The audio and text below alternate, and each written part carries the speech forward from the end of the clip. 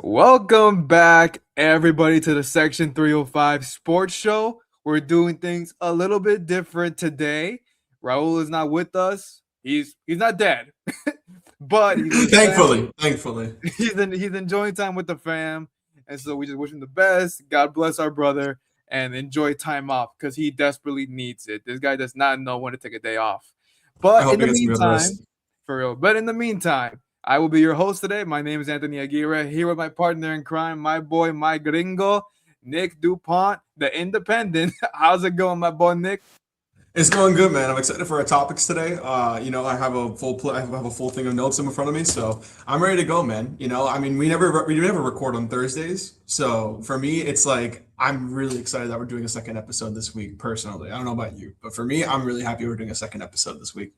I am too. We don't usually record twice a week, but the schedule was just in our favor in this case, and we're gonna take advantage of it. But before we start, we want to thank our sponsors at Metropol Restaurant. So Metropol Restaurant is finally officially open. Ooh, sorry about that. That was a little bad start for a sponsorship. My bad, Metropol. But Anthony, Restaurant and everybody has officially opened its doors in Miami, specifically Dolphin Mall. If you're craving delicious Puerto Rican or Cuban food, you have to visit Metropol Restaurant at the Dolphin Mall. They offer the best fried pork, ribs, stuffed chicken, congri rice, croquetas, and much more. Please go check out Metropol Restaurant, and thank you again for sponsoring us. amen. Amazing food at Dolphin Mall. We gotta hit there at some point. We have to hit there. No, we have to. We have to. I'm not gonna lie. I stumbled at the beginning of the sponsorship. It wasn't as bad as last time where I went, Mama said. So anything's better than that. Personally, anything's better than that. I'll take it. Yes, sir. But to start off our show, we're going to talk about one of the hottest teams in the Eastern Conference, the Cleveland Cavaliers.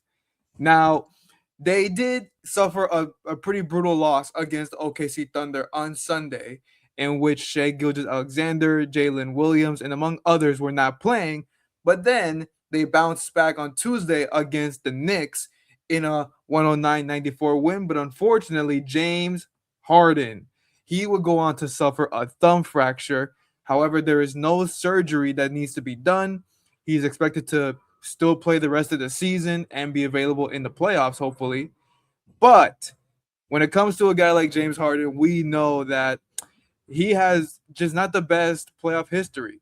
We know that he's not shown up in big moments, but obviously this is the Cleveland Cavaliers team that's looking to get over the hump and finally make the Eastern Conference Finals, go for a championship. They obviously were disappointed last year, falling to the Indiana Pacers, but of course they have all the firepower. They got Harden, they got Keon Ellis, they got Dennis Schroeder in separate trades. So you have all the firepower now. And one of the things that I was not confident in uh the Cavaliers to start the year was their depth. Now they fixed it. But when it comes to James Harden, Nick, is he the missing piece for the Cleveland Cavaliers? So I'm gonna go on a limb here and just straight up say no. And it's not Mm. because and it's mainly because I don't really believe in James Harden in the playoffs. We've seen it time and time and again for years on end, where even when he was on the Rockets in his prime seasons, like when his MVP years, he could never get it done. Even he had Russell Westbrook, who was still a little bit in his prime, maybe a little bit out of his prime, but he was still averaging almost 27 a game, almost a triple double. He had Chris Paul for a while. He had a Clint Capella. He had a really nice roster around him, you know. But for the most part, I it's a great addition to the team. He does average a double double per game, almost a double double per game right now. Excuse me, but if he could just be that facilitator and not really shoot the ball as much, and they can rely on Mobley and Mitchell to score a majority of their shots, and we've seen Mitchell ball out in the playoffs from time to time. We really need to see more of Evan Mobley in these scenarios instead of relying on James Harden. Yeah, Mobley has been in and out of the lineup past the All-Star break with a calf injury. It's nothing Oh that's yeah. a worry long term, but of course that's part of the reason why a guy like Jared Allen has pretty much shined a lot more, especially in the month of February. Now, I'm not gonna say James Harden is the missing piece, but for a Cavaliers team that proved that they can have success in the regular season, obviously just still missing that playoff push, I believe he is a much better fit than Darius Garland. I agree with I that. I like the combo a lot more because for Garland, he is more effective when he is scoring that ball. And that's the issue when it comes to the backcourt with him and Mitchell, because of the fact that, okay, you only have one ball. We know they sacrifice here and there, but Garland needs the ball to be effective. Before Mitchell got to Cleveland, that's what it was looking to be, that he was going to be their number one scorer. And then Mitchell came to the show, obviously a proven all-star, and of course, it was a change of plans. And again, like I mentioned earlier, for me, and I mentioned on this show, I mentioned to you guys before, I did not like the Cavaliers' depth entering the season. I did not believe Lonzo Ball would be sustainable. I thought it'd be okay, but I just did not believe in his health at all. So I like the fact that they got Keon Ellis. I like the fact that they got Dennis Schroeder. If anything, to me, those two guys are the missing pieces for the Cavaliers, because Schroeder is a passed on defense. He can really shoot the ball very well. Keon Ellis, underrated when it comes to his improvement as a You scorer. like Keon Ellis. Oh, we know you like Keon Ellis. I love Keon Ellis. I was following his career when he was starting to play in the G League with the Stockton Kings, two-way contract with Sacramento, and then of course he just got up there more and more. So for me, like a guy like Keon, I think was like the biggest difference maker. For some reason, he was getting low minutes in Sacramento this year. I don't understand what was going on, because that team itself was not good enough to push him out of the rotation, in my opinion. So getting all those pieces, I think they have what it takes. Obviously, they're fourth in the East, but I believe that they can make a push to the Eastern Conference Finals this year. Detroit, we were just talking about them before the show. I like what they do. I like what they're doing. I'm not saying they're a fluke, but in the playoffs, there's little experience on that roster. Maybe the most is Duncan Robinson, former Heater, by the way. But I don't know. I mean, I'm not saying K's not a riser or these other guys, but I'm just not too confident there yet to say Detroit can make that kind of run just yet. I think they can be a second rounder, but maybe that's as far as they go. I think Cleveland can make the Eastern Conference Finals this year. I like that, and especially since the East is extremely weak this season, I feel like it's Yes. kind of anybody's game for the most part. Like even, and this is kind of crazy to say, but even like an 8th seed Miami Heat team, like I don't want to say it's crazy because we've seen it before where the Miami Heat are the 8th seed and they just somehow climb all their way up to the finals or even the Eastern Conference Finals, and they're taking down teams left and right. Again, different time they had Jimmy Butler. But something that I really don't like about this Cleveland Cavaliers team is their lack at the small forward position. The 3 spot is very weak in my opinion. I do not trust Sam Merrill entirely to be that number 3 guy for them. I'm not sure if their starter right now. I think it's Dean Wade who's actually starting for them, who's also day-to-day right now. But but even then, I don't trust Dean Wade that much. I've never really been a fan of him. I just thought of him as like a wannabe Kevin Love for the most part, where he can't really guard the perimeter. Yeah, he's a good post guy when it comes to like defending that position. He's a decent scorer. He's nothing special for that team. DeAndre Hunter, for me, yes, he was on a really bad contract. I really liked him on this team for a while. I thought he was a great fit for them defensively on the perimeter and just as a shooter. But they ended up moving on from him. But I like where your head's at though with Schroeder and Ellis, because those are amazing additions for the team, especially the defensive side of the ball. Absolutely. And we know with James Harden, who at this point in his career cannot have the load management. Like we've seen it. Like he can't have load management. But in the playoffs, if he can just be that primary facilitator and then just guard his guys when he needs to, I can see that. I definitely see that. But jumping on Detroit really quickly, Phil Jackson, he has a saying where if a team wins 40 games before 20 losses, they're true title contenders. And currently only 3 teams in the league have done that. The Thunder, the Spurs, and the Detroit Pistons, with Cade Cunningham as your MVP candidate, was one of the MVP candidates, my current MVP at the moment. I mean, sorry. Jokic is my MVP. Cade's my close number 2 right now. But for the most part, man, like I love the Pistons up and down. I love what they're doing with the team. The chemistry's there. They've been playing for a while now with each other. They have great additions. I just don't really see any other team out of the East. Like I could see Cleveland maybe a second round and out. I don't know if I could see them going all the way to Eastern Conference Finals, because at that point you're competing with teams like Boston, who they're going to get Tatum back for the playoffs most likely. They're going to get. Oh, I mean, we'll see, man. But Boston's been really fun to watch, and they've been really good even without Tatum. You got the Knicks still. You got to go through. You got Toronto, who's a sleeper team in the playoffs. Who's going to be a sleeper team in the playoffs this season? I know you're not a big Toronto guy, and I could say the same thing about the Hornets, because I just need to see more of them. I need to see more of like that dog in them, I should say. That But dog, man. We just saw Musa Diabate give it to Jalen Duren, man. Come on. listen, man. I mean, the Pistons are dogs, bro. The Cavs, they don't necessarily have. I mean, you could say Donovan Mitchell, Evan Mobley, Jared Allen, but outside of that, man, like I don't know. It's kind of up in the air on their bench. You can definitely say that. I agree with you there. But for me, like when it comes to Detroit, I'm not like doubting Cade at all. I believe he's a dog. I love his motor. It's just the rest of the cast. Like, can they level up their game in the playoffs similar to him? That Right. is what I'm trying to. That is what I'm like not really so confident in just yet. And meanwhile, a team like the Hornets, man, like they're they're just so fun to watch. They are outside of that LaMelo Ball car accident, like everything else has been a vibe. Everything else has been just they're playing so competitively. And I was talking to this with one of my colleagues and friends at Roundtable, Anthony Basiola. We do a sports show together called Heat Wave Podcast, where we talk about the Miami Heat.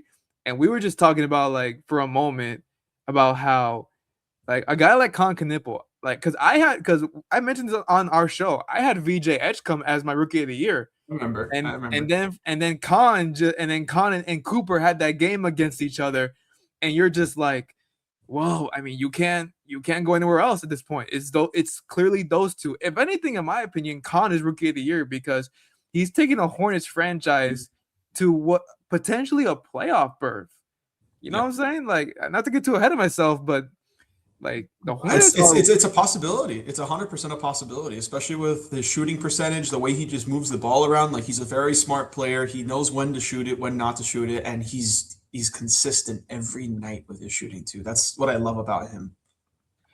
absolutely. And so like and even then like they defend at a higher level too. Like that has picked up a lot. And Musa Diabate, we were just saying him like a guy like him just like I loved his development. Like this is why like obviously with the Heat with so many undrafted players rising, I've paid more attention to guys on two-way contracts. You talking about a guy like Keon Ellis, you talking about a guy like Musa Diabate. Those guys were on two-way contracts, and then they just they took their games to a new level. And so for the Cavaliers, just to touch on your small forward, they use a lot of Jason Taylor at that position.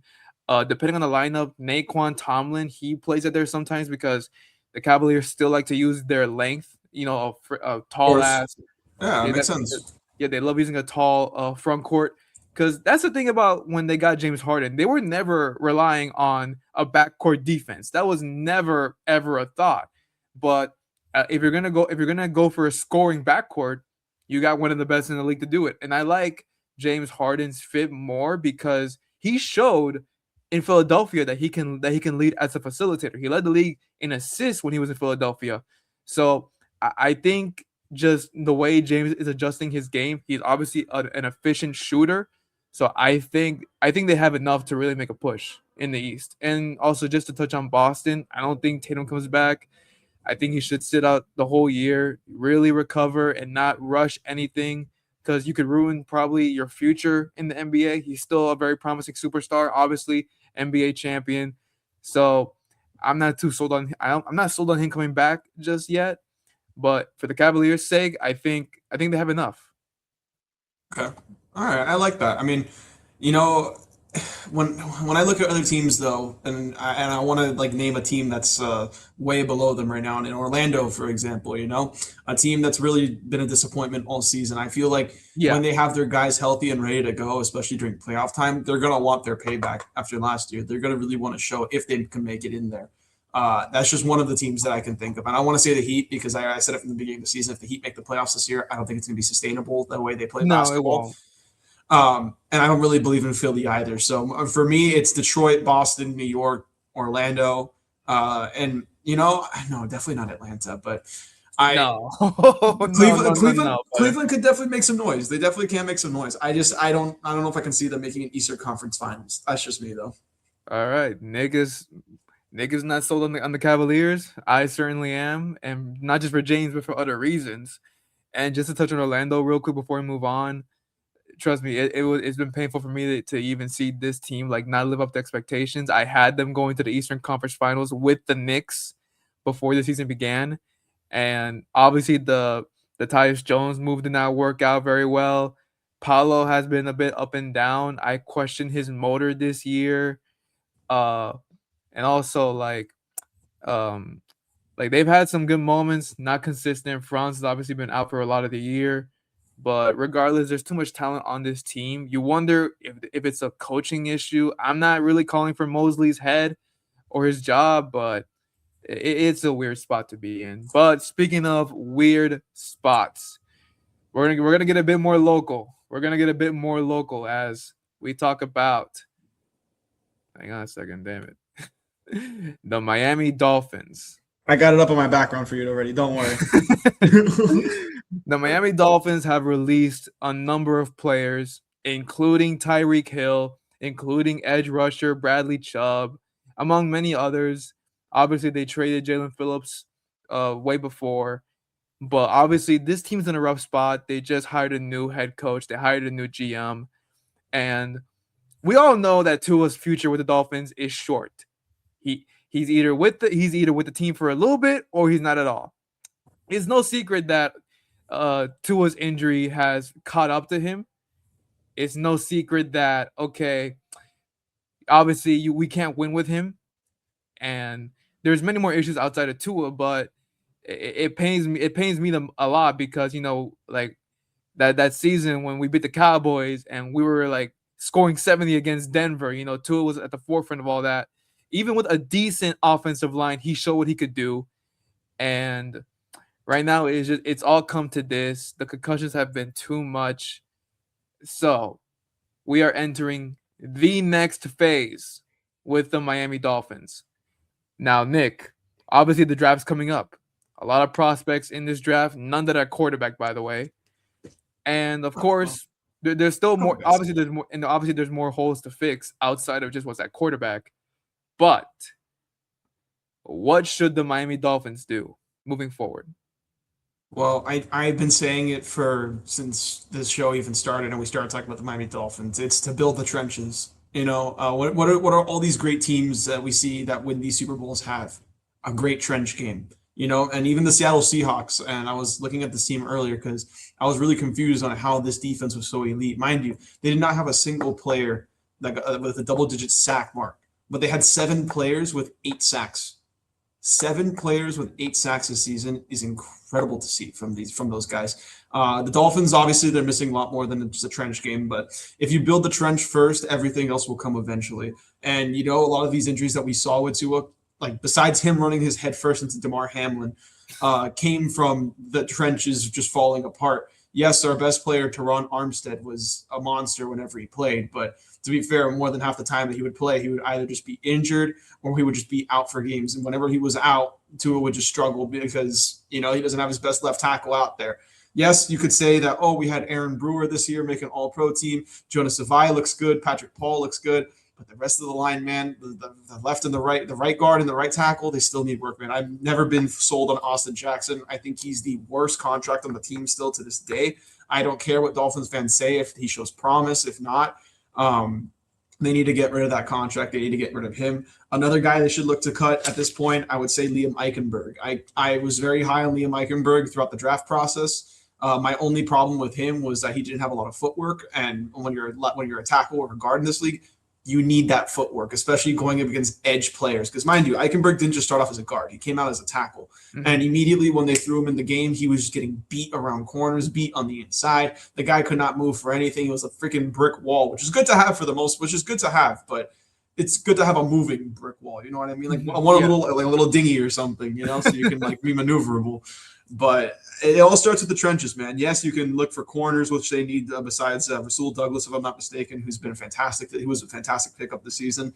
They're going to move on from Minka Fitzpatrick. I think that's the right decision at the end of the day because they want assets at this point. And when it comes to Tua Tagovailoa, which I feel like is the big talk, especially with the Miami Dolphins, no one's going to trade for that guy, man.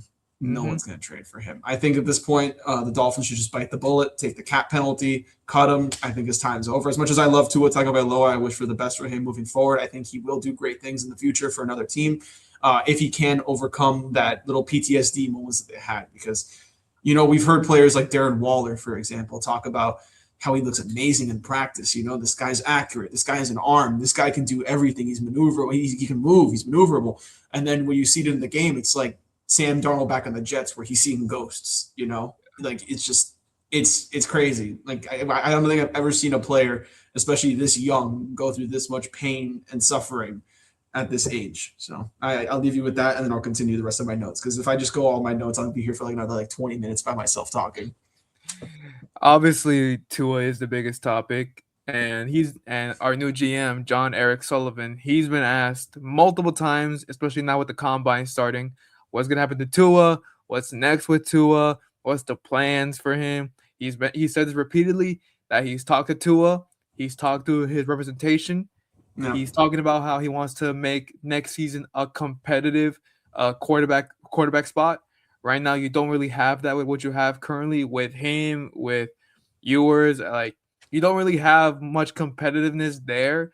So I think you have to really revamp it. And one of the moves I think they should do, and this is going to sound crazy, but it was reported today that Anthony Richardson and the Indiana Colts are looking to part ways. I think you get a guy like him. I understand the injury history is there, but he's way younger. There's more promise there. And if you're looking to make it a more competitive quarterback spot, I think you get someone who's hungry for not just a new destination, but I like that. Just a new carve out of his career. He has a lot of promise. He's very young, but it just hasn't worked out in Indiana for some reason. And part of it was because, before Daniel Jones got there, it was just a bad situation overall. But I think if you give him a new spot like Miami, then maybe, and also with all this new leadership, I think it'll be a big refresher for him. And we've seen players across all sports go to a new spot and they ball out. So yeah, I think you go for a guy like Richardson, who's still on his rookie deal, if I'm not mistaken. And then when you look at free agency, and this might sound very weird, and you hate me for saying this in our group chat, get a guy like Jameis Winston. Mainly because of this. Obviously, you're not going to get a superstar in him, but you are going to get good vibes. You're going to get good leadership. And in a situation where you're rebuilding, which means you're going to lose a lot of games next year, you're not really sure what you're going to do. I think having a guy that can uplift your locker room and keep things positive will be massively underrated for this team, especially when like you said, you want to win in the trenches. We haven't done that in years. So I think having a guy like him will really just boost the energy. And this is going to sound like basic from me, but as someone who's just recently getting into football, as someone who covers the Miami Hurricanes for Roundtable, like, it's funny. The Hurricanes and the Dolphins share the stadium, but only one of them knows how to build an offensive line. Coach Mario Cristobal. He knows what it takes to win in the trenches. He's done it before. He's won 2 national championships playing in the trenches. That's part of the reason why the Hurricanes made it to the national championship. They were winning battles in the trenches. Even though, like, I know you mentioned, I think it was Anez Cooper that you weren't sold on in this year's draft because of his size and mobility. But you have a guy like, of course, like Francis Mauigoa and like just a bunch of other great guys. James Brockermeyer, like, they just had all of that. So the Hurricanes need to just call Coach Mario Cristobal and just talk about, hey, what's a good offensive line? What does it mean to really dig in the trenches? What does it mean to win in those battles? Because I mean, yeah, I agree entirely. For the most part, I was actually looking this up. So with the releases of Tyreek Hill, Bradley Chubb, and a lot of the other guys, Nick Keeney, Westbrook, who wasn't really making that much, and a couple other guys, we cleared up about $75 million in cap space. But just getting rid of Tua alone, we would be in the negative in our cap at that point. We would be losing around $95 million. Which is crazy to think about. So that means we wouldn't be able to make any free agency moves if we got rid of Tua. And even then, it'd be a struggle with the draft because we're just going to be tagging on more of the negative cap space at that point, which is insane. I'm not opposed to like the releases of Tyreek, Chubb, and all these guys because I understand the movement that they are going for. Well, one with Tyreek, you don't even know if he's ever going to be the same again because that leg injury was so disgusting. Like no one will know. Bradley Chubb, I really feel like you could have made something for him, maybe like a trade or something. I understood why you got rid of him, but he came off of a really great season. But to be fair, it was just him at edge rusher. Really, Zach Sealer didn't do anything, and that contract's biting us in the ass right now. Yeah. But going back to rookies, though, I mean, I really like this guy I was talking about before the show started, Caleb Lomu. For Utah, good right tackle. He can put a good left tackle. He can switch over to the right if you need him to a little bit. Great on his feet. He can move around. He's really good at pulling his blocks. So that means if you can transition him to guard if you need him to, he can play that position. But yeah, man, like it's just frustrating to watch the Miami Hurricanes. And it's not frustrating to watch the Miami Hurricanes succeed. It's just frustrating watching a Miami Hurricanes team get all these guys and they know how to build an offensive line. And then the Dolphins for over 20 something years have maybe Jake Long, Teron Armstead, Mike Pouncey. Like, I mean, I can't really, I mean, I can name some other guys, Laramie Tunsil, but like outside of that, it's like, well, who are you going to have? Ted Karras as your center? And Dolphins fans know about Ted Karras, man. That was a brutal time. Or Ethan Bonner. That was even worse. Also, just to correct myself, I think it was Markel Bell, the guy that you were not high on in that. Yes, yeah, well, no. Just to correct myself, not Inez Cooper. It was Markel Bell. No, Inez Cooper is going to be nice. I like Inez Cooper. I mean, but Markel Bell, he's not. He's like maybe a round 5 to 7 talent. The guy is like Liam Eichenberg for the most part. He can get burned and he gets bullied off the line. Yeah, he's a big body. He'll get picked up maybe a little bit earlier by someone who's desperate. But a guy that I really like in this free agency that maybe the Dolphins could look at is Tyler Linderbaum at center. Yes, I know we have Aaron Brewer, all-pro center, fantastic. But if you can transition him over to guard, which we've seen a lot of guards and centers be able to transition their positions over, I feel like he'd be a really good fit. Another guy, he's very injury-prone, which would be a very Dolphins pick if we got him. But Elijah Vera Tucker out of the New York Jets, who used to play for USC. That guy was a beast coming out of college. I was obsessed with him at guard. He could be versatile between the left and the right spot. I really think the Dolphins should go for him. Again, it really just depends with the cap space and the money. And then going back to what you were saying, though, about Anthony Richardson, because I don't hate the idea of that. And the reason is because the Dolphins are kind of shifting towards this brighter future right now of like they want to get young talent. They want a good young quarterback room where they can grow these guys and push them to their limits, and like just have a really competitive quarterback room. And with Tua, you kind of already know what you got. Yeah, he had his one good almost MVP season. Calm down. Yeah. But when you got a guy like Quinn Ewers and you bring in a guy like Anthony Richardson, and at this point I was very high on Malik. I was very low on Malik Willis coming to the Dolphins, and then I started growing onto it. And then I saw the report like, oh, I want $30 million a year. I was like, bro, yeah, that was insane. Yeah, man, 38 passes. And I mentioned in our group chat, because of the lack of quarterback elite talent in this year's draft, we may see more quarterbacks get overpaid. Oh, 1,000%. And not even just overpaid. I think they're going to be reaching for some backups even. Like I saw a report that the Kansas City Chiefs might make an offer for Malik Willis at this point because Mahomes is going to be out for a while. And they would want a mobile guy that's very similar to him in the style of the way he plays. I don't want to say like he's a Mahomes-esque player because he's not, But again, $38 million for a guy that has only thrown 38 passes, like that's just crazy to think about to me. Like I don't understand. Richardson is only 23 years old.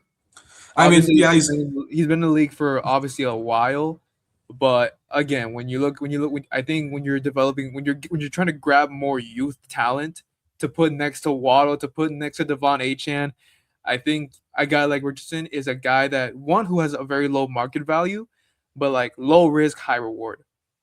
I like that, and I dislike the Jameis Winston pick, but the more I started thinking about it, I'm not using him to play. I'm using him for the vibes.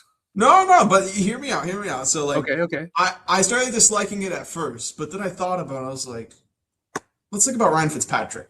Remember his time in Miami? Every time he was a starter for a few years at least. And he brought the vibes, like you were saying. He kept the team up. Like, even though we were losing, he made it fun to watch to lose, which is crazy to think about. But that maybe that's something Jameis Winston can do in the similar role. Again, he's already an older quarterback, and he does not mind being the mentor, as we've seen before with him, Russell Wilson, and Jackson Dart being on the Giants. He has that mentorship aspect of him that he can really push for these younger guys. Another guy that I really like coming out of the draft, especially for the quarterback room, the Dolphins were looking at him. I'm not entirely sold, but I do like him. Taylor Green out of Arkansas. Great runner, great improviser, little accuracy questions there.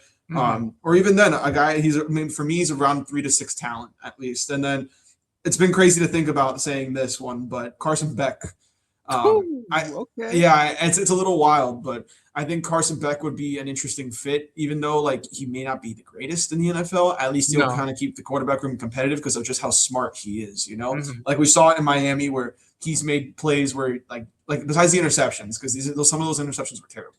But besides the interceptions, like we saw him adjust to plays, we saw him make smart reads, smart decisions in the right times. And then lastly, for a good quarterback that I like a lot, and I was really high on him at the beginning of the year before his injury, Luke Altmaier out of Illinois. I think Luke Altmaier has a beautiful cannon as an arm. He could be accurate when he needs to be. I don't want to say he's like Brock Purdy because Brock Purdy coming out of college was like a 70% completion percentage. He was ridiculous. That's why I loved him so much. Luke Altmaier definitely has those skills, though, to be a good backup quarterback. I don't know about a great backup quarterback, but a good backup quarterback in this league. I see him as like a 4 to 7 talent personally. The Dolphins could get a snipe there if they really want to try drafting a guy later. Mind you, we also have 3 picks in the 3rd round, so I feel like it would not be a waste. It would be a waste if we went for a quarterback there. I feel like we should kind of wait a little longer since it's not quarterback heavy. We got Ewers. We can just bring in a guy like Winston for, like you said, for example, we can bring in a guy like Anthony Richardson for nothing and keep the quarterback room competitive like that and just see what happens moving forward. But I was actually wanted to ask you though, Go ahead. how would you feel if the Dolphins moved on from Jalen Waddle after this season? I think you do it if the price is right. If you're getting great draft compensation and maybe a lot of like young prospects that are like you could build around for the future, I would say do it. But if not, then no, then don't do it. Because for a guy like Waddle who's had to like step up this year and be an actual number 1 receiver, I thought he did pretty decent. Of course, again, when it comes to a receiver, you need an elite quarterback to throw you the ball. He didn't have that, so he made the most of what he had. But I think now with this rebuild, anything is on the table. Anything. If Tua is on the table, and obviously there's like valid reasons for it, and Waddle, no disrespect, but he's not really considered a superstar like Tyreek was, even though he's really good. We should not be trapped with him. Not trapped, or like we shouldn't be too much attached to him, where it's like, no, we're building our franchise around him. He's going to be our number 1 receiver. We're going to stay with him for all this stuff. No, I would say I'm open to it. I'm open to the idea. I like that because I was also looking at the free agency, and again, it just really depends on how much money we have and what happens with Tua. If we were to keep Jalen Waddle on the team, because at the end of the day, for me, when I watch him play these games, it's like the guy's such a mediocre route runner. Like, yeah, like he can run deep and he's fast, but he drops a lot of balls. And for the most part, he's a very mediocre route runner when it comes to running the short and medium range of the field. Deep ball, he's beautiful at post, beautiful at goes, comeback routes. He needs a little bit of work still. He's still 27. He's 27 years old, so you can kind of get a few more years out of him. I really feel like a good addition for this team would be Romeo Doubs out of Green Bay. Especially with the whole like identity currently being from what everyone sees is like Miami's turning into Green Bay a little bit. I think Romeo Doubs would be a very interesting addition for this team because he provides that aspect of route running. May not be the quickest, but he provides that aspect of route running and that physicality that we need at the receiver position. And we didn't really have that for the past few years. Like I think the closest thing we had was Mac Hollins, which is crazy to even say, who made the Super Bowl this year with the Patriots. And the Dolphins really just need a big boy wide receiver just to get up there and go get some jump balls because Waddle's not going to do it. Like as much as I love Waddle, I love Waddle. I think his time in Miami should be over soon. And if we can find a good asset and a good trade for him and then just completely rebuild this team just around Achane, I wouldn't mind it personally because we're already set up for the next 4 years of being garbage. I wanted to get to Achane also in a bit because he is a free agent. And as we've mentioned, when you win battles in the trenches, you are set for much more success. Also, winning battles in the trenches means you have a good running game, or at least more opportunities to run the ball. Just like we saw with the Hurricanes, they already have a great core. You have Mark Fletcher Jr., Charmar Brown, Gerard Pringle Jr. Jordan Lyle was injured throughout the year, but even then, he's shown what he can do as a freshman before his sophomore year was derailed. But like you mentioned, winning battles in the trenches, that is crucial. And Achane could have way more explosive plays if he had even a decent offensive line to get through. Of course. So you wonder in free agency where he can decide where he wants to go, or is there a franchise tag available on him?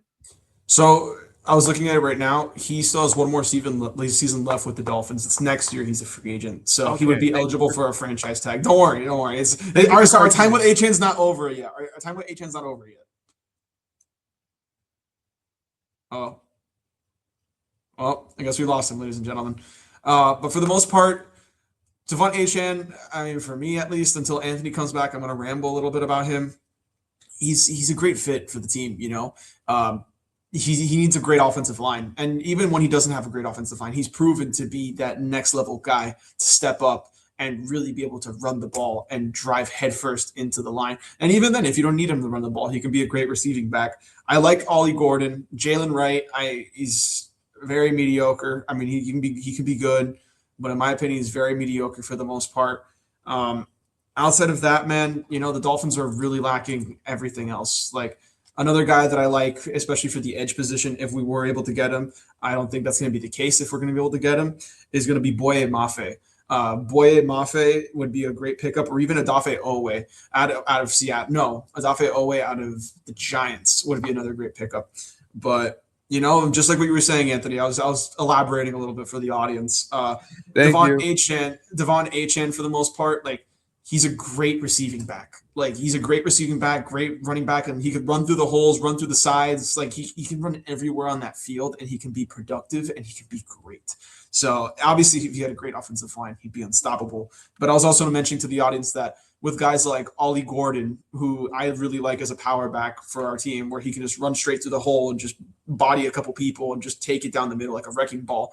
Maybe not a big wrecking ball, like a little tiny one. And then you move on from a guy like Jalen Wright at this point in his career. Jalen Wright was just kind of one of those like bench pieces. I feel like we should move on from him, although we're not going to have any cap space, so he's going to be around for a little bit. But HN will be with us probably for the next 2 seasons, because even if we don't have the money to extend him, we're most likely going to franchise tag him and just like take whatever cap we have and just say screw it. This is our guy. We want to keep him around. It is what it is. Yeah.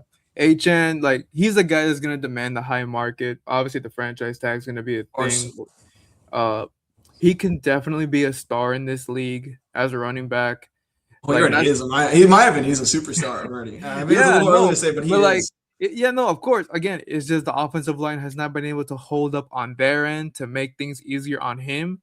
Because not saying he could be a Saquon Barkley, but maybe he has close numbers to it if he had that.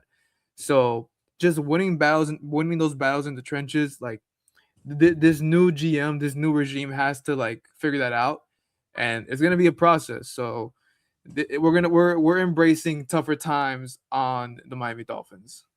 Yep, we really are. Again, here we go again, another rebuild. Like I mean, it can't be any better on my background. You know, it speaks all for itself. Exactly, and as before we move on to our next topic, we want to thank once again our sponsors, Metropol Restaurant. Just amazing.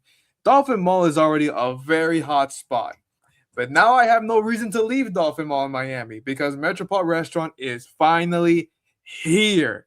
It is here, everybody. Remember that. They have the best Puerto Rican and Cuban food. Traditional oh my gosh. Traditional now you're doing it too. Traditional dishes like pork, ribs, stuffed chicken, seafood, mofongo, fries, and fried pork. Oh my gosh, and much more. I'm so sorry, guys. Please forgive me. And much more. Remember, Metropol Restaurant at Dolphin Mall. We appreciate you guys sponsoring the show, and we look forward to much more success with you guys in the near future. We love you. Thank you, Metro. Love you. All right, Nick, the MLB season has hit spring training. Teams are batting off, hitting home runs, getting stops and everything. But it's going to be very well, hold on right there, buddy. But this season is going to look very different as the MLB is implementing an automatic ball strike challenge system for the 2026 season and the playoffs.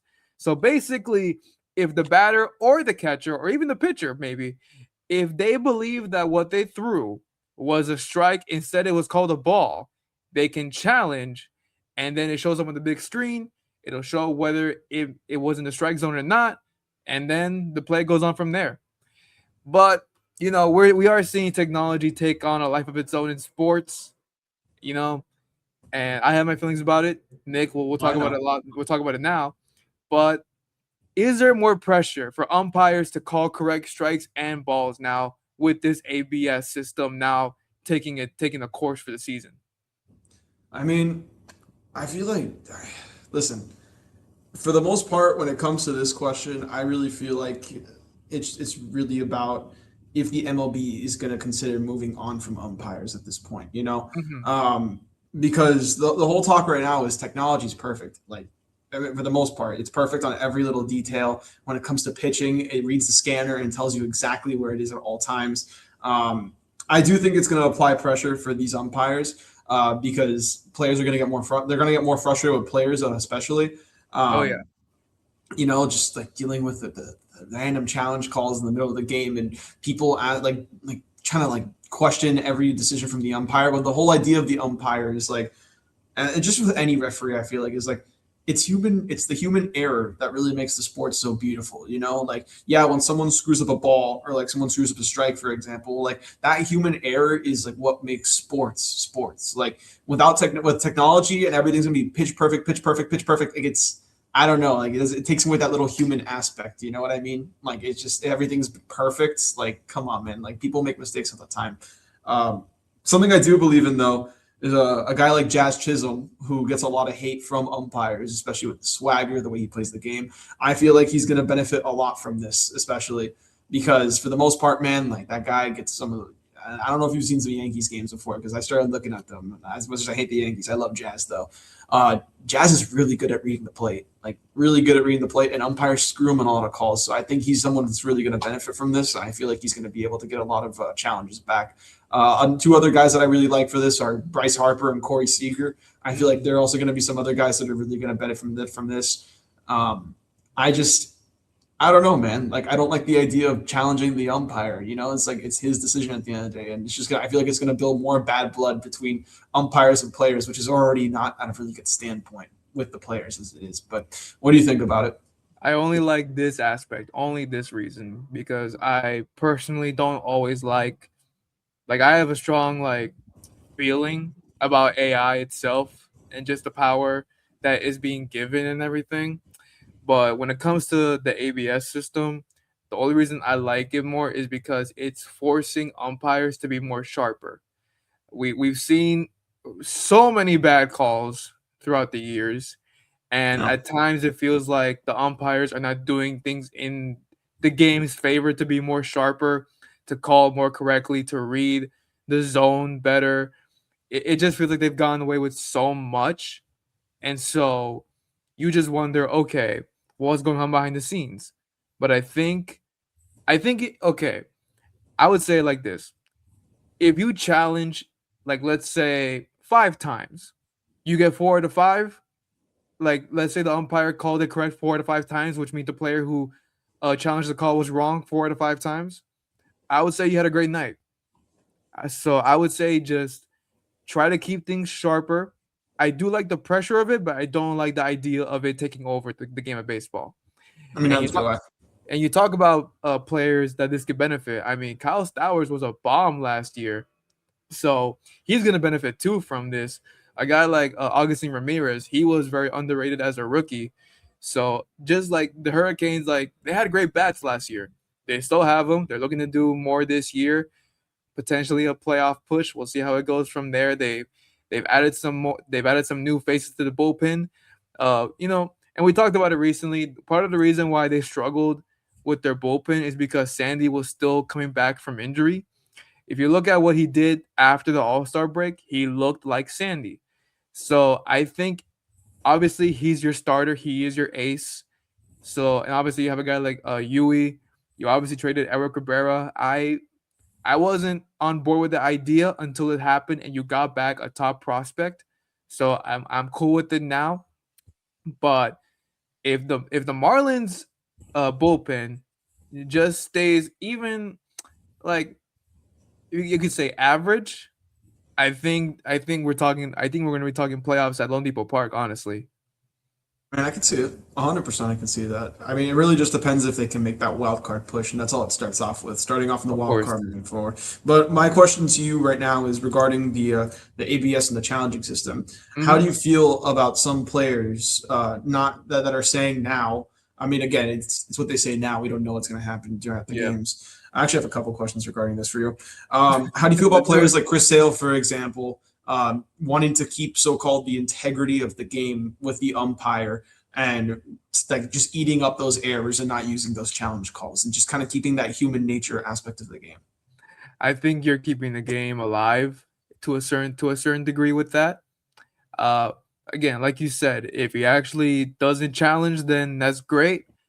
Um, but again, there are games where the umpire is just blatantly wrong, and so again, I just like that this is like a version of like the league breathing down their necks to do better, Yeah. because I'm not calling for them to be perfect. I No, we're human, but what we can call as fans and as media, can you at least improve game by game, season by season? I think if you show that, then you guys can stick around a lot longer. And I don't think the system goes away, but I think you maybe decrease the usage of it.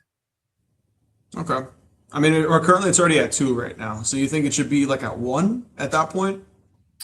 I kind of like the two. It's like, you know what the NBA just did. If you win your challenge, you keep it. If you lose it the first time, you lose it all for the rest of the game. I think it should stay like that. Honestly, Okay. I like that. So now staying on target. we're good. With We're the good. with the ABS challenging system as well, I've been seeing that for television specifically, they're going to be looking to get rid of the color coordination for fans and for bullpens, where instead of you seeing green and red for strikes and balls, it's just going to be little white dots, and you still see the strike zone.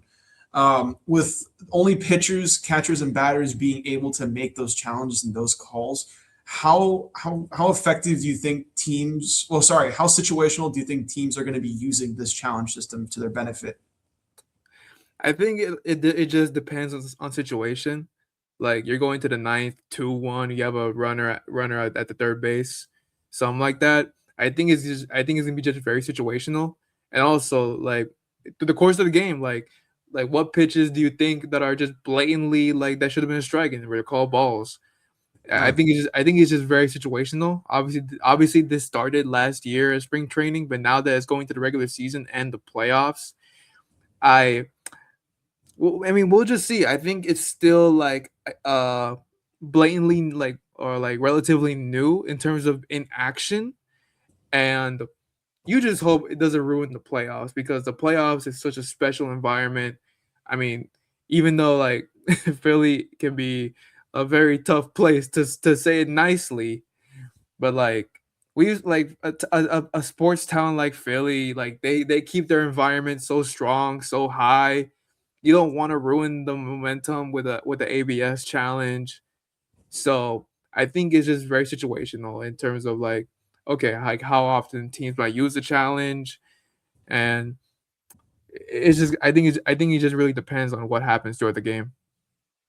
I get that. Yeah, because for me, it's like you only have 2 of them. So if you screw up the first one, you still got one left, and at that point, it's just like, okay, well, let me save this for the 8th or the ninth inning, where this is going to be the most important situation. Because at the end of the day, like if I have a guy loaded bases and the referee misses a call, and I believe it's a missed call, and I can just be like, oh, like I want to challenge that at the end of the day, because like if Yeah, it's a screwed up call, then you can either bring the guy home or it just doesn't affect you in any way, shape, or form at that point. So. Um, yeah, I mean, I hope that this is going to be able to keep the integrity for the players to kind of just like keep the game alive. I do like the fact that the MLB is growing in this aspect. It may slow down the game a little bit, even though they were pushing to speed up the game with especially the pitch clock, which I love the pitch clock, by the the way. games last for like an average of 3 hours or even longer. I mean, I don't mind personally when I go to the games. It gives me an excuse to stay out and enjoy some sports a little longer. Um, but for the average fan, I feel like it's gonna be interesting to see like then slow down the game, then speed it up again, then slow down. But my whole thing is that I don't want to see the challenges being used in like the first inning, like what we kind of see with the NBA No, and these yeah, challenges, where exactly. it's like you see the ball go out of bounds, and the guy's like, "Oh, challenge it," waving his finger around, and in like the first like 2 minutes of the game, you Or already been Luka challenged. It's Doncic like, on every single drive. yeah, man, it's like what are we doing? Like like the game just started. Like, why are we wasting the challenge call right here? But I really hope that it's used in its proper way instead of just kind of like Yeah. just randomly for random crap, because at the end of the day, that's not what the league needs to grow. It Also, needs. go Mhm. ahead. My bad. My bad. No, I was gonna say it just needs consistency at that point. It needs to be consistent on the way teams are playing and the way they're managing the field. Continue. In my opinion, I don't think catchers, pitchers, or batters should get that call. I think it should go to the manager. I think the manager should be able to waive like they do with challenges already. I think they should be able to want to do it, and then go from there. I'm not too because like you said, you're giving a player the challenge control, and they call it in the first inning. Like, let's not do this. I would say give it to the manager. Obviously, get insight from your catcher and your pitcher, and like see like okay where you go from there. But I think it should be strictly the manager's decision and not players. Or maybe I'll give it the exception to the catcher because obviously they're the ones making the calls. They're the ones telling the pitchers, "Hey, throw this ball, throw this pitch." So I would say leave it to the catcher and to the manager. So my problem with leaving it to the manager is that you already have if I'm not mistaken, you already have some of them at least have the little TVs in the dugout. They already project Mhm. like the box and all that stuff. If managers were going to have that ability, I feel like you get rid of the entire idea of having the box on the Mhm. TVs at that point. Because if you leave the box on, everyone's just going to know like, oh, screw up the call. That's it. Let me just challenge it. And then at that point, you just have infinite calls since you see the box. I'm not opposed to it. I kind of like the idea of where it's at right now with keeping it to the player's decision. So it gives the players a lot more responsibility in that aspect since the manager already does a lot for the team. I mean, it could give the manager something else to do in the meantime besides just him sitting there and making random signals to his team. Um, but yeah, I don't mind the idea. I did hear a take earlier. I don't know how effective it'd be. I thought it was funny to share. Um, how would you feel if instead of two, you did unlimited, and then unless you screw it up, so No, you only get one. no.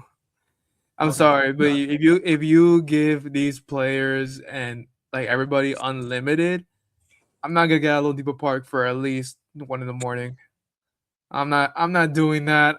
No way, no way. That's like I giving mean, Luca. That's like giving Luca every single like challenge. Like, hey JJ, I'm gonna challenge this call. Hey JJ, I'm gonna challenge this call. Hell no. it would be every time up the court, basically. Every time Luka touches the ball, and it's funny that you keep mentioning Luka Doncic because I was hearing I think that a recent Lakers game. I don't want to say which one exactly, but the commentators during the game Against the when Luka, Magic. yeah, well, the commentators sounded so fed up with him. Like they were just done with the defense and like He's him getting trying to call exposed challenges. more.